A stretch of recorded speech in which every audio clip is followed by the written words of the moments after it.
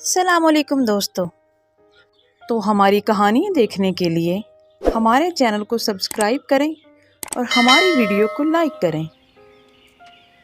کسی گاؤں میں ایک عورت سلمیٰ اپنے بیٹے کے ساتھ بڑی خوشی سے رہ رہی تھی۔ سلمیٰ کو پیزا بہت پسند تھا۔ وہ اپنے بیٹے جمیل سے کہتی ہے، جمیل بیٹا، آج میرا پیزا کھانے کا بڑا دل کر رہا ہے، بازار سے جا کر میرے لیے پیزا تو لے آ۔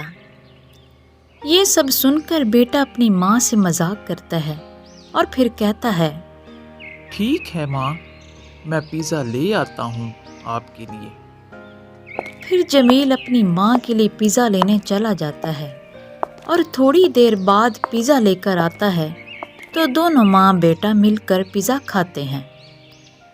کچھ دنوں بعد ایک دن جمیل اپنے آفس سے گھر آ رہا تھا، تبھی راستے میں اسے پیزا کی ایک شاپ نظر آتی ہے تو وہ سوچتا ہے کہ آج ماں کے لیے پیزا لے جاتا ہوں، اسے دیکھ کر وہ بہت خوش ہو جائیں گی۔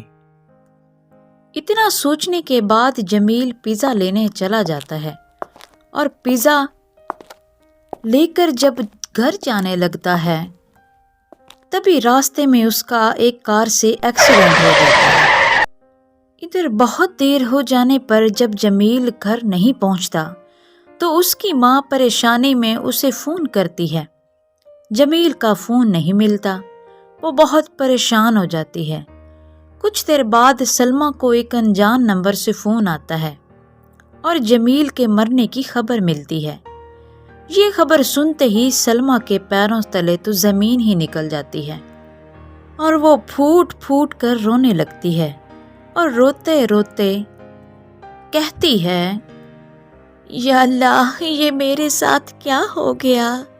میرے بڑھاپے کا اکلوتا سہارا میرا بیٹا ہی تھا، وہ بھی چلا گیا، اب میں کس کے سہارے زندہ رہوں گی؟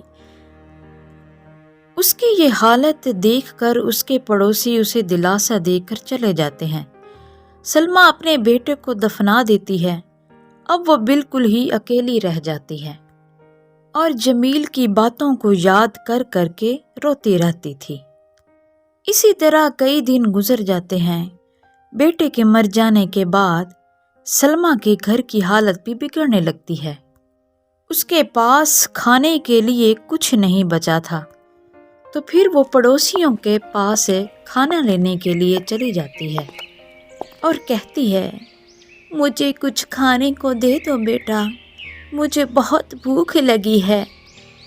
اماں، میں آپ کو کچھ کھانے کو ضرور دے دیتی، پر ابھی تو میرے گھر میں کھانا ختم ہو گیا ہے، سب نے کھانا کھا لیا ہے، اب میں کچھ نہیں کر سکتی۔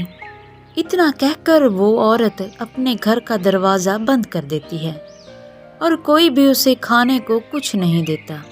سبھی کوئی نہ کوئی بہانہ بنا کر اسے واپس بھیج دیتے اور اپنی ایسی حالت دیکھ کر وہ سوچتی ہے اور خود سے کہتی ہے، اگر آج میرا بیٹا زندہ ہوتا تو میری ایسی حالت کبھی نہیں ہوتی۔ وہ سب کی مدد کیا کرتا تھا، پر آج سب بھول گئے ہیں کہ میرے بیٹے نے ایک وقت میں ان سب کی مدد کی تھی۔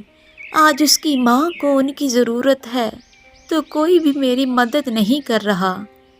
تبھی وہاں سے ایک عورت گزرتی ہے اور سلمیٰ کو یوں روتا دیکھ کر اس سے کہتی ہے، کیا ہوا بہن، کیوں رو رہی ہو؟ اور سلمیٰ روتے روتے اسے اپنا سارا دکھ بتاتی ہے۔